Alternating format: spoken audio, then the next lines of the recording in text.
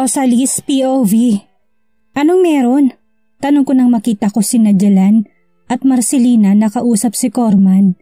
Pero tila gulat na gulat ang dalawang babae. Kasal ka na talaga?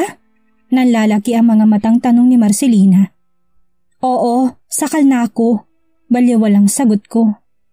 Bigla itong tumili at inalug-alug ang balikat ko. Kasal ka na? Hindi mo malang sinabi sa akin? Pinakasalan mo ba ang bagong may-ari ng building na ito para hindi na tayo paalisin? Rosalie naman, pumatol ka sa matanda dahil lang doon? Pinag-aagawan ka ng dalawang gwapo, tapos sa matanda ka lang pala babagsak?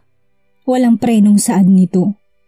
Tila alalang-alala ito habang nakatingin sa akin at hawak pa rin ng mga balikat ko. Ano bang drama nito? Kung ano-anong pinagsasabi niya, mas nababaliw ako sa pinagsasabi niya.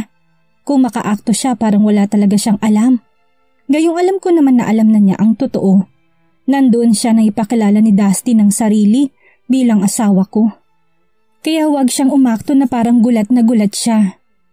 Masyado nang malayo ang narating ng imahinasyon niya. Anong matanda ang pinagsasabi niya? Mukha bang DOM si Dustin?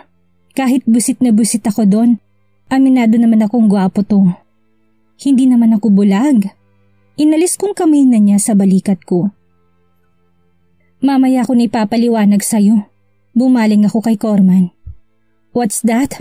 Tukoy ko sa papel na envelope na hawak niya. Binigay niya sa akin ang envelope. That's a contract lease. Pwede na kayong lumipat dyan anytime. Naayos ko ng lahat as like what Dustin's requested. Binalik ko sa kanyang envelope pero ayaw nitong tanggapin. Hindi ko akalain na tototohanin nito ang sinabi kanina. Iba talaga ang nagagawa ng pera. Nakahanap agad ito ng lugar na malilipatan samantalang ako. Isang linggo nang naghahanap pero wala pa rin akong makita na akmang lugar para sa butik at sasakto sa budget. I'll go ahead. Dumalan talaga ako para ibigyan sa'yo. I need to go back in Manila right now. You can talk to your husband about that. I just followed his order. Bye. Anit at nagmamadaling umalis. Napatingin na lang ako sa pintuan kung saan lumabas si Corman. Tila ba tumatakas ito sa maaari kong itanong kaya mabilis itong umalis. Sumunod naman si Marcelina sa akin nang pumasok ako sa opisina ko. Ramdam kong hindi ako nito tatantanan hanggat hindi ako nagkukwento sa kanya. Pagkasara ng pinto ay agad ako nitong hinarap. Now explain, paano nangyaring kasal ka na? I mean, nandun ako nung sinabi ni Dustin na asawa mo siya. Pero akala ko hindi totoo yun. Na sinasabi lang niya yun para asarin at paalisin si Tony that time. Napahilot ako sa aking noo bago tumingin sa kanya.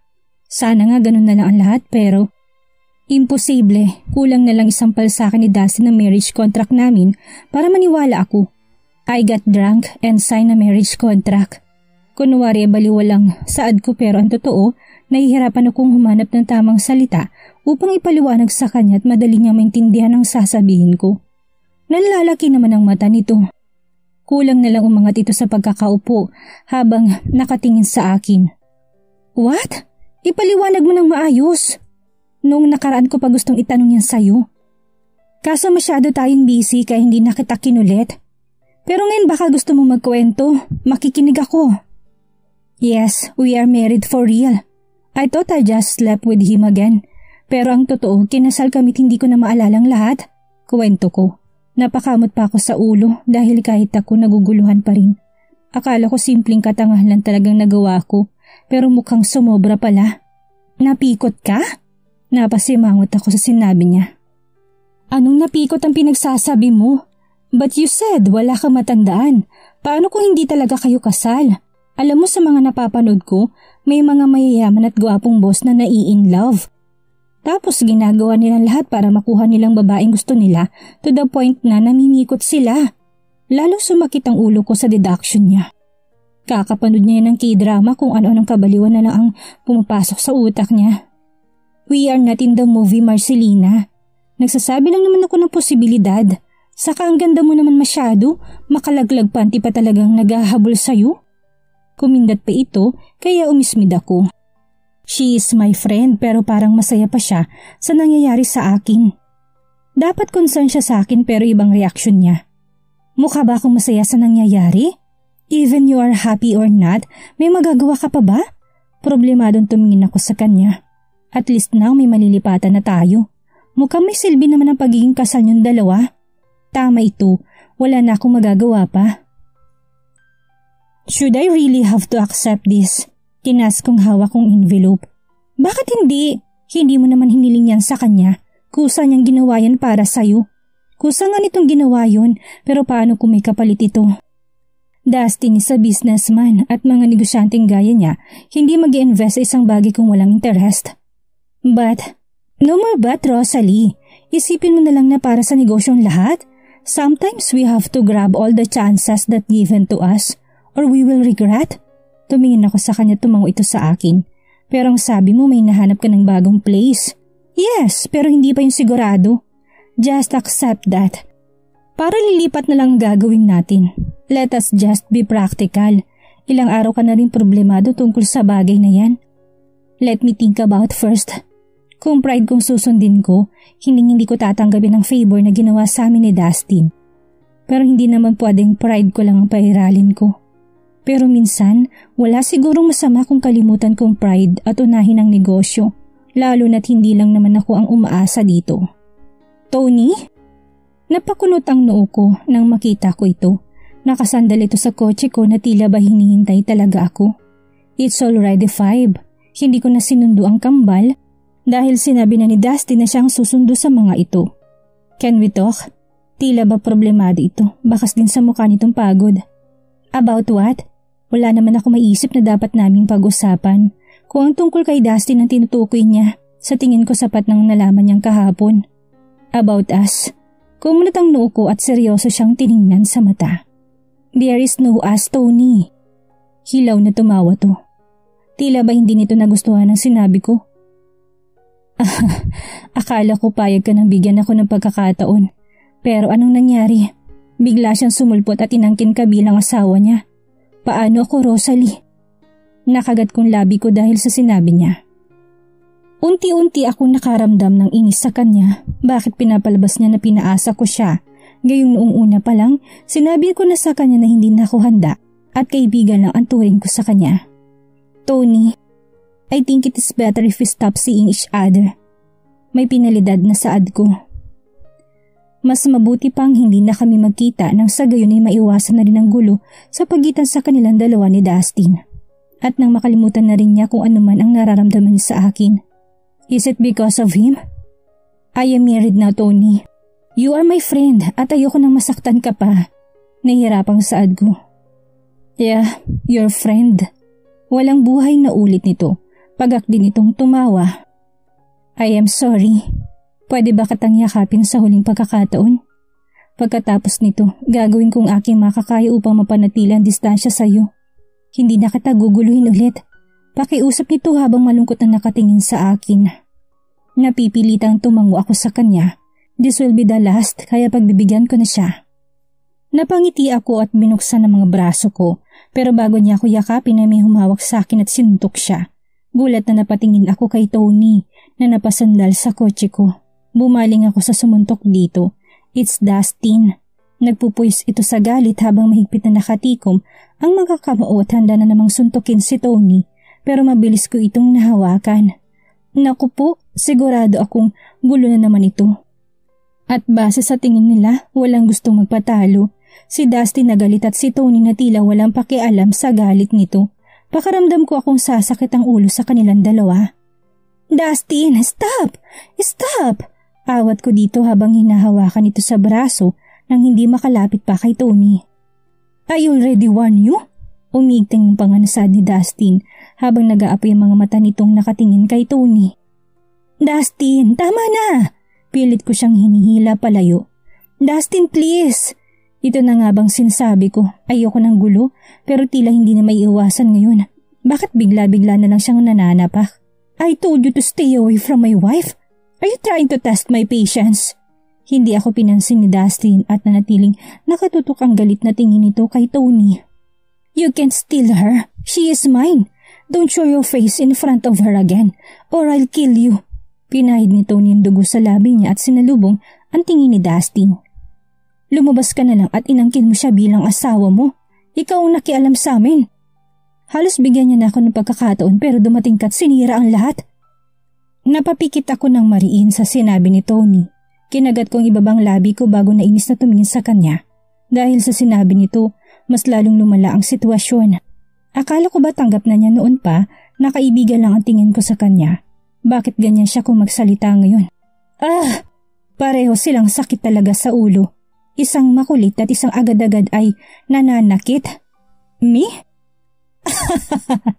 Humalakak si Dusty na tumingin kay Tony sa nanlalaking mga mata. Hindi ako nakialam. Nagkataon lang na hindi kanya gusto. Kaibigan ka lang niya at dapat alam mong lugar mo. Magsasalita pa sana si Tony pero itinaas ko ng kamay ko't umiling sa kanya. Tama na please, tumigil na kayong dalawa. Tony, I am sorry but you are my friend. Ayoko saktan ka so please tama na. Ibaling mo na lang sa ibang nararamdaman mo. Look around you, there's someone better than me. Lumaglag ang balikat nito sa sinabi ko. Maging ang mga mata nito'y naging malamlam. Narinig mo siya. Ngayon umalis ka na. Hindi pa tayo tapos. Saad ni Tony bago napipilitang umalis. Matalim naman akong napabaling kay Dustin. He has a smug look in his face. And you, bakit bigla-bigla mo na lang siyang sinuntok? You came out of nowhere and punched him. Ano bang problema mo? He was about to hug you. Baliwalang saad nito. Kulang na lang matampal ako sa noo dahil sa dahilan ni Dustin. It's just a friendly hug. Sana nagtanong ka bago umiksena? Nagtitimping saad ko. He is very unreasonable. Dahil lang doon, naging bayolente na agad siya. Nagsiselos ba siya? Imposible naman yun. Hindi ako naniniwala kapag yun ang dahilan niya. Friendly or not, he can't hug you. Let's go. Galit na naman ito tinila ako papasok sa kotse niya. You are mine. Ang ayoko sa lahat may aagaw ng pagmamayari ko. Hindi mo ko pag-aari. Pinilit kong bigatan ang sarili ko para hindi niya ako mahila. Pero masyado siyang malakas. Ano ba? Nasasaktan ako! Sigaw ko na pinipilit niya akong pumasok ng kotse. Shut up and get in. Ano na naman ba ang kinakagalit nito? Umirap ako sa kanya bago napipilitang sumakay ng kotse. Agad naman kaming nakarating sa bahay. Pakaramdam ko nga lumilipad na yata ang kaluluwa ko sa sobrang bilis niya magpatakbo. Parang sa manibela nito binunton ang galit. Salamat, makakaalis ka na. Lantarang pagtataboy ko sa kanya nang makababa na ako ng sasakyan. Bumaba rin kasi ito, gayong hindi naman na kailangan. What? Nangako ako sa mga bata na kasama ko silang kumain ng hapunan. Hindi, huwag mong gawing dahilan ng aking mga anak. Huwag mong gamitin ang mga anak ko para mapasunod ako palagi sa gusto mo. Stop being unreasonable, Rosalie. I just want your kids to be happy. Masama ba yun? Nagsisimula namang umigting ang mga panga nito. Yes! Dahil ayaw ko masanay sila na nandiyan ka palagi. Ayaw ko masaktan sila kapag bigla ka nalang umalis. Natatakot akong masaktan ng mga anak ko. Hindi ako sigurado sa tagal ng pananatili ni Dustin sa buhay nila dahil bigla na lang naman itong sumusulpot sa buhay namin. Paano kung panandalian lang pala ang lahat? Anak ko ang magiging kawawa. Lalo na't hindi ko alam kung ano ba talaga ang hangarin niya sa amin. And bakit ako aalis? And why would you stay? Balik tanong ko. Because you are my wife. Ilang beses ko bang sasabihin sa'yo na tumatak sa isipan mo? Tila napipikon na ito sa akin pero wala akong pakialam. Mas mabuti nga mapikon siya sa akin na lubayan na niya ako. Magsasalita pa sana ako na tumunog ang cellphone nito. Kumunot mo ng noon nito bago sumagot sa tawag. Hello? Hindi ito muling nagsalita at nakikinig lang sa kausap sa kabilang linya habang sa akin pa rin nakatingin. I cross my arms. Naiinip na tumingin ako sa kanya. Tatalikuran ko na sana siya pero hinawakan itong kamay ko at pinigilan ako. Kumakawala ako sa hawak niya pero tingnan lang niya ako ng masama. Kailangan ko na ulit bumalik sa Manila. Babalik ako. Huwag kang gagawa ng kalokohan. Hindi pa tayo tapos. Saan nito pagkababa ng tawag? Bye. Take care. He kissed my forehead at mabilis na sumakay sa kotse nito para umalis. Nakatangang nakatanaw na lang ako sa kalsada kung saan nagtungo ang sasakyan niya. He kissed my forehead. Okay, fine. Hindi ako dapat mag-overreact. Sano lang yun. But he said that I should not do something stupid. Aba, anong akala niya sa akin? Batang pasaway? Huwag na sana siyang bumalik. Baka naman gaya siya nung isang gabi na nagpaalam. Tapos kinabukasan bigla-bigla na namang susulpot. Huminga muna ako ng malalim bago pumasok sa bahay. Inihanda ko na rin ang ngiti ko para sa kambal. Mami! Masayang salubong sa akin ng kambal pero sabay din kumulutang noon ng mga ito nang hindi makita si Dustin na kasama ko. Where is Dad? Aidan asked. Kunutang noon ito. Nagiging kamukha siya ni Dustin kapag ganyan ang itsura niya. Naku, sana lang huwag niyang mamanang kagaspangan ng ugali ng ama niya. He needs to go. May emergency kasi kaya hindi mo na siya makakasama sa ating mag-dinner. Kunwari ay malungkot na saad ko pero ang totoo'y nagdidiwang ang kalooban ko. He is always busy? Nakalabing saad ni Acer. He needs to earn money to support us. Aidan defended his father. Naku, hayaan niyo ng daddy niyo. Nandito naman si Mami. I will cook your favorite so don't be sad. Pinagsigla kong boses ko. Bakit bang ama na lang nila ang palagi ang hinahanap nila? Mula na makilala nila si Dustin, tila ayaw na nilang malayo dito. Naintindihan ko namang sabik sila sa ama. Kaya nga hinahayaan ko na lang pero minsan yun ang dahilan kung bakit natatakot ako. Natatakot akong mawala sila sa akin at kunin ni Dustin oras na malaman ito ang totoo. Dustin's POV. Bakit mo siya tinanggal sa project? Isang mahusay na engineer si Tony. Kailangan natin siya. Tiningnan ako ni Dad ng may inis. Magaling lang siya but not the best. Sagot ko na lang at umupo na sa upuan ko. You can't decide on your own. Isa pa rin ako sa mga major stockholders dito. Tandaan mo yan. Pumirma na tayo ng kontrata sa kanila. Gustuhin mo man siya o hindi, magiging bahagi siya ng proyekto. At huwag kang gagawa ng maruruming bagay para itapon siya. I am warning you, sabi niya bago siya umalis. Minasahe ko yung temples ko. Muntik na madili yung project dahil sa bastard na yun. Tony De La Torre, isa siya sa project engineer at ayaw niyang makipagtulungan. Well expected ko na yun pagkatapos kong masuntok ang pangit niyang muka. Siya naman ang gustong umalis. Hindi ko siya tinanggal. Ngunit ang kanyang ama pa rin ang magdedesisyon nito. We hired them and we paid them well. Kaya alam kong wala silang gagawin para mainis ako. Kung ayaw ni Tony De La Torre na makipagtulungan sa amin, mas mabuti. Hindi ko siya kailangan. Si Dad lang ang may gusto sa kanya dahil ang dad niya isa sa mga kaibigan ng daddy ko. My dad gave them a favor which is bagay na hindi ko gusto. Magkaibigan ang aming mga ama ngunit hindi ko magiging kaibigan si Tony. Hindi kailanman. Nagsisimula ng mabalisaan De La Torre na yon. Kailangan niya umiwas sa akin. Kung hindi, tuturuan ko siya ng leksyon. Rosalie's POV. Tahimik ang araw ko ngayon. Wala si Dustin na biglang susulpot at ganun din si Tony. Bumalik sa dating araw ko noong mga panahon na hindi pa sumusulpot si Dustin. Sana ganito na lang palagi. Papasok ako sa trabaho at susundin ng kambal sa eskwelahan nila. Nakaupo sila sa bench gaya ng lagi nilang ginagawa kapag sinusundo ko sila. Mommy, when will Dad come? Tanong ni Acer na makapasok na kami sa bahay. Umupo sila sa sofa pareho. Kinuha ko naman ng mga bag nilang dala. He's still busy, mahinang sad ko. Don't worry, he will be back soon. Can I call him? Nagtatanong na tumingin ako sa kanya. Wala akong numero ni Dustin dahil hindi naman yun mahalaga. Saka wala akong balak na tawagan siya dahil wala naman akong kailangan sa kanya. Alanganin akong umiti kay Acer pero tinaas ni Ida ng hawak na cellphone. Nilagay ni Dad ang number niya dito, ma'am. Sinabi niya na pwede namin siyang tawagan anumang oras, paliwanag ni Aidan. Mautak talagang isang yun.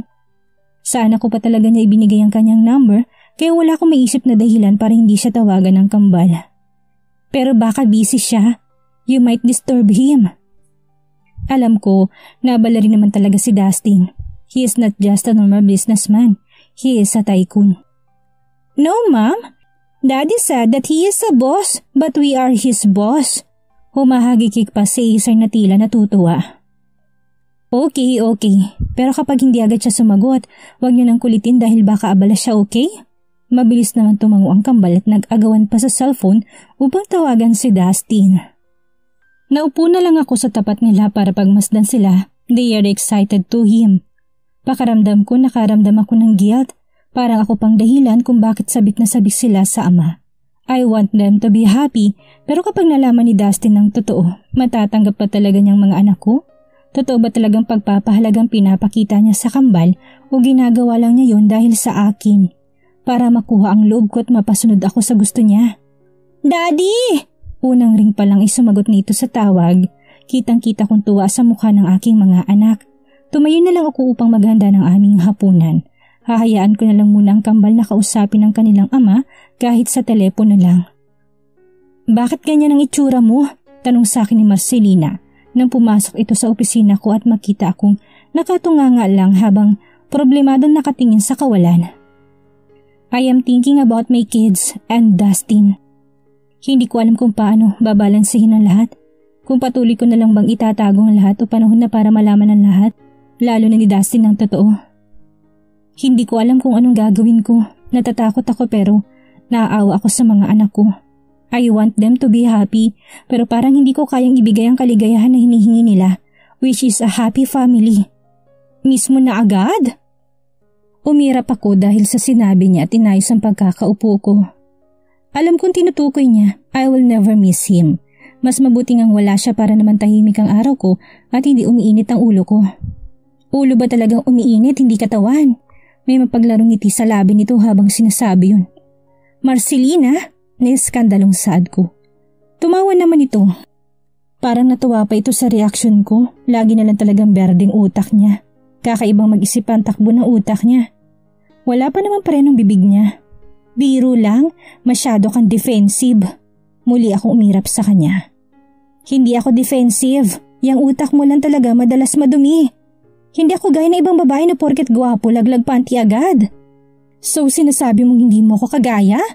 Aba, hindi ko naman alam na malamig ka pa sa yelo. Sa gwapo ng asawa mo, naku imposibleng walang nagpapantasya sa kanya. Sumimangot lang ako dahil sa sinabi niya. Ano naman ang pakialam ko kahit pagpantasyan pa siya ng mga kababaihan? Wala naman akong gusto sa kanya kaya wala akong pakialam. Kung gusto nila, edi sa kanila na si Dustin. I don't care. He is just handsome. Maraming gwapo sa mundo. Baliwal lang saad ko. Para sa akin bonus na ang itsura, iba pa rin ang ugali. Sa panahon kasi ngayon, masyado na mapanlin lang ang muka. Minsan na ako nagkamali. Nadalaan na ako. Maraming gwapo pero rare ang gaya ni Dustin. Yung mga fictional character na nanggaling sa libro. Gwapo, mayaman, matalino, mabango, suplado at yung katawan pak na pak. Halatang may mga masa sa loob ng suit na suot niya lagi. Pinakatitigan ko siya kaya napatingin naman ito sa akin na nagtataka. Type mo ba si Dustin? Kung makapuri kasi ito parang pinagpalang lubos ng lalaking yun. Pinalakihan ako nito ng mga mata. Ano ka ba? Na-appreciate ko lang kagapuhan niya. Hindi ako mahilig sa mga lalaking almost perfect dahil mahirap silang maabot. Masarap lang silang titigan sa malayo pero wala akong balak na lapitan sila. Ayoko masaktan. Natahimik ako sa sinabi niya. Yeah, I once met an almost perfect guy. O akala ko lang perpekto siya dahil yun ang pinapakita niya. He cheated on me. He met my standard but he hurt my heart. Ayoko nang maulit pang bagay na yun. Kaya gagawin ko lahat para umiwas at hindi mahulog kay Dustin. Dustin's not just a simple guy. And I know kapag minahal ko siya, mas malaki ang tendency na masaktan ako. At ayoko mangyari yun. Kaya hanggat kaya ko, ako ang iiwas. Dustin's POV. 2 araw nang nakakalipas simula nang bumalik ako ng Manila. Kahit na gusto kong bumalik sa San Antonio, kailangan ko pa rin gawin ng ilang bagay. Napatas ang tingin ko na narinig ko ang bumukas ang pinto. It was my mom. Malalaki ang ngiti nito habang pumapasok sa opisina ko. She still looks stunning even she's already in her late 50s. The queen in our house. Ma'am, tumayo ako't lumapit sa kanya. Humalik ito sa pisngi ko bago naupo. I am just visiting you. Mukha kasi nakakalimutan mo na akong bisitahin man lang. Nasa boses nitong pagtatampo habang nagsasalita. I am sorry, I am just busy. Masyado talaga akong abala kaya wala akong oras bisitahin to. At madalas nasa San Antonio din ako na nakaraang araw kaya hindi ako nakakauwi sa mansyon. You are too busy.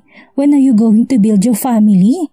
Anak, ano pa bang silbi ng maraming pera kung wala kang asawang gagastos nito?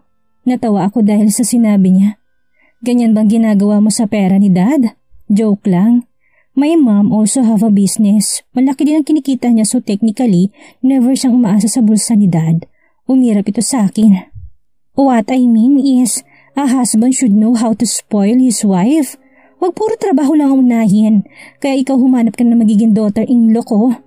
Pero tandaan mo, ayoko sa mukhang pera gaya ng Melanie na yun. Mabuti na lang talaga't hiniwalayan mo yun. Dahil kapag wala ka talagang pinakilala sa akin, ipapakasal talaga kita sa anak ng amiga ko. Sinasabi ko sa'yo. Napakamot ako sa kilay dahil sa sinabing to. She is starting to nag again. Naririndi ako kapag ganyan siya magsalita. Kaya naman lagi ako nag-oo sa kanya kahit hindi ko sineseryoso yun. Para lang manahimik siya. Hindi naman niya ako mapipilit na ipakasal sa anak ng amiga niya. Lalo na ngayon kasal na ako. Umalis din ito kaagad matapos akong pagsabihan ng kung ano-ano. Tumatango na lang ako sa sinasabi nito kahit wala naman talagang pumapasok sa tenga ko dahil hindi ko naman ito pinapakinggan. Matanda na ako. Alam ko nang dapat kong gawin. Inayos ko mga gamit ko at kinuha ang susi ng kotse ko. May meeting pa ako sa labas. Pasakay na sana ako sa kotse ko nang may tumawag sa pangalan ko. Dustin! Nakita ko si Melanie paglingon ko. Malapad ang ngiti niya. Masyado siyang sexy suit niyang mini dress pero hindi niya ako maaakit. Lumapit siya sa akin. Umiwas ako na akmang halikan niya ako sa labi. What's wrong? Nakangiti ito pero nakataas ang kilay. Dati naman ikaw pang unang humahalik sa akin kapag nakikita tayo. Yeah, before but everything changed now. I am married now. Not now, I'm busy. Saad ko at sumakay na sa sasakyan. Naiwan ito nagtatakang hinabol na lang ako ng tingin. Isa siya sa mga ex ko. Dati naman kaming nagde-date pero sa huli napagod ako sa pagiging clingy niya. Pero kahit break na kami, communication pa rin kami. Isang sexing komunikasyon na kailangan tapusin bago malaman ng aking asawa. Tapos na ako sa kanya. Simula ngayon tapos na kung ano man ang nangyari sa aming dalawa. Hindi ko na siya kailangan para painitin ang aking kama. Rosalie's POV. Sunday, I went to grocery. Hindi ko na sinamang kambal dahil mamimili lang naman ako ng grocery kaya iniwan ko lang siya kay Manang Norma. Mas mahirap kasing mamili kapag kasama kong dalawa, lalo na si Acer na may kakulitan. The last time na sinama ko sila, muntik na silang makasirang na stall. Kaya mula noon kahit gusto nilang sumama hindi na ako pumapayag. Mabilis lang naman akong makapamili dahil mga importante lang naman ang binibili ko. Pero marami-rami rin ang laman ng malaking pushcart na tulak ko. Mga pangangailangan lang namin sa buong linggo at mga personal necessities. Napakunot ang noo ko nang biglang tumigil ang kotse ko habang pauwi na ako. May gasolina pa naman ako nang tingnan ko ang gas meter ko. Muli kong in-start ang kotse pero ayaw na nitong umandar. Napipilitang bumaba ako. Inangat ko ang takip ng harap ng kotse ko. Napaubo dahil sa usok na lumalabas sa makina ng kotse. Napahawak ako sa likuran ko habang problemadong nakatingin sa kotse ko. Paano ako makakauwi ngayon? Medyo marami pa naman ang pinamili ko. Bakit ba ngayon pa ako nasiraan? Masyado kasi akong abala kaya kahit maintenance ng kotse ay nakakalimutan ko na. Babalik sana ako sa driver's seat para kunin ang bag ko nang may tumigil na kotse sa tapat ko. What happened? It was Tony. He looks casual today. Hindi ko alam kung swerte ba ako na nakita niya ako o hindi. I am trying to avoid him pero tila palagi naman kami pinagtatagpong dalawa. Nasiraan lang. Simpleng sagot ko't ngumiti sa kanya.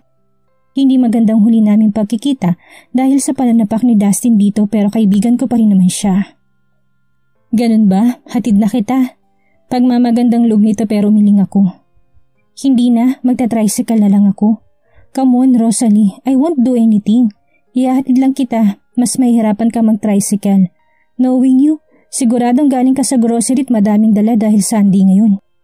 Aangal pa sana ako pero binuksan na nitong likod ng kotse ko at kinuha ang mga pinamili ko. Wala na akong nagawa ko hindi kunin ng bag ko. Tatawag na lang ako ng magtotow ng kotse ko para dalhin sa talyer. Wala namang masama kung ihatid niya ako. Nagmamagandang loob lang ito. Saka wala rin naman si Dustin para bigla na lang manununtok kung sakali. Ilang araw na itong nasa Maynila kaya nga tahimik ang buhay ko. I am sorry about last time, he said while he is driving. Tumingin naman ako sa kanya at ngumiti. Kalimutan na natin yun. Pasensya ka na rin sa inasal ni Dustin. Nahihiya ako sa kanya. Bigla na lang siyang sinapak ni Dustin kaya wala naman siyang ginagawang masama. It's okay, medyo naalog lang ang pangako pero okay lang ako. Nagawa pa nito magbiro tungkol sa nangyari. Hindi ko talaga alam kung ano pumasok sa kokote niya at bigla ka na lang sinuntok. Naiyang pahayag ko. Maybe he is just jealous. Lihim ako napaismid dahil sa sinabi ni Tony. Kahit kailan, hindi pumasok sa isip ko na nagsaselos si Dustin. Mag-asawa lang kami pero hindi naman mahal ang isa't isa. Thank you. Saad ko nang matapos akong tulungan ni Tony na maibaba ang lahat na pinamili ko. Ang gusto pa nga nito siya nang magdadala sa loob ng bahay pero tumanggi na ako. It's my pleasure. Sigurado ka ba na hindi mo na kailangan ng tulong ko? Hindi na, tatawagin ko na lang si Norma para magpatulong sa kanya. Naabala na nga kita. Kaya ko na to. Hindi ka abala. Magsasalita pa sana ako pero may nauna na magsalita sa akin dahilan para mapalingon ako. Tito Tony? Kunutang no ni Sir habang nakatingin dito. Hey bud, nag-fist bump silang dalawa. What are you doing here? Pag-uusisa nito. Are you still planning to steal my mom's heart? Napakamot ako sa pisngi dahil sa tanong ni Acer. Parang nagiging si Dustin na rin ito sa pagiging straightforward. Saka ano bang still ang sinasabi niya? Acer, tawagin mo na lang si Manang Norma and tell her to help me, okay? Singit ko sa kanila. Tumango naman ito bago muling pumasok sa loob ng bahay. Pasensya ka na, alam mo naman na may kakulitan minsan. Hinging paumanhin ko kay Tony. It's okay, mauna na ako. Nakangiting tumango naman ako dito. Dumating naman si Manang Norma, tinulungan ako upang ipasok ang mga pinamili ko. Asan ang kambal? Tanong ko na hindi ko sila makita na pumasok ako ng bahay. Baka nasa kwarto, kanina pa sila nagkukulong na dalawa. Tumango lang ako at sinimulan ng ayusin ang mga pinamili ko. Acer's POV. Nagmamadali akong sinarang pinto't lumapit kay Aidan na nagbabasa na naman ng mga books niya. Hindi ba siya nagsasawa sa palaging pagbabasa? Where's the phone? Tinuro niya ang bed ko and I saw the phone on my bed. Doon ko pala nilagay, nakalimutan ko kaagad. Hinanap ko ang number ni Daddy. I need to report something to him. Who are you going to call? Aidan asked and came close to me. Daddy? Nilagay ko sa loudspeaker ang phone para marinig din niya. Dumapa ako sa kama habang nakaupo naman siya sa tabi ko. Kumunot ang ilong ko nang hindi niya sinasagot ang tawag ko. Baka busy siya, sabi ni Aidan. Alam ko yon pero kailangan niya sagutin ang tawag ko bago pa man maagaw sa kanya ni Tito Tony ang mom natin. Lalapit na sana si Aidan sa kanyang kama nang tumunog ang telepono. Si Daddy tumatawag ngayon. Daddy! Hey, what's up? Daddy! Daddy! Excited na sigaw ko pagkasagot ko sa tawag niya. Hinila ni Aidan ang buhok ko kaya napatingin ako sa kanya. Huwag kang sumigaw! Nakapout ako sa kanya pero straight ang mukha niya. Well, lagi naman siyang ganyan. Parehas kami ng muka pero pag seryoso kamukha niya si Dad. Ano yun, Acer? Tito Tony's! What about that bastard? I pouted again. He didn't let me finish. Dad, huwag kang magmura. Bad yun. Saway ni Aidan. He even crossed his arms and looked at me with his poker face. Why he seems angry with me? It's Dad who cursed, not me. I am sorry, bud. What is it again? Tito Tony, hinatid niya si Mami pa uwi. Di ba sabi mo bantayan namin si Mami? If you want to remain as our dad, you must return immediately or else Tito Tony will replace.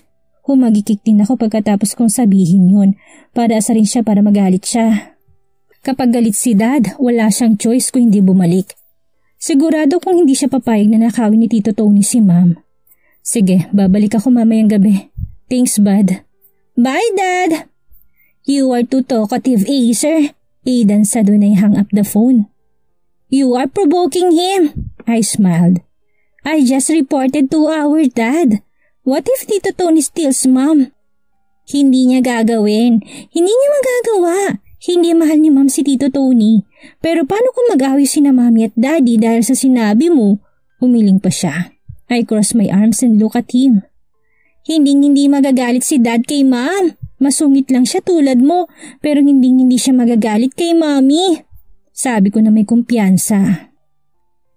Gusto ni Daddy si Mommy. Siguro hindi niya alam na siyang tunay nating tatay, pero gusto niya maging tatay sa atin. Sabi ni Mommy dapat daw subukan natin siya pero dapat alam ni Dad kung anong ginagawa ng karibal niya. Don't get me wrong ha. Gusto ko si Tito Tony pero ang boto ko ay parating kay Dad. Anong gagawin ni Dustin ngayong umaaligid pa rin si Tony sa kanyang asawa? Ipaalam na kaya ni Dustin sa kanyang ina na kasal na siya? At kailan kaya malalaman ni Dustin na tunay talaga niyang anak ang kambal? Yan ang ating aalamin Sa susunod nating kabanata,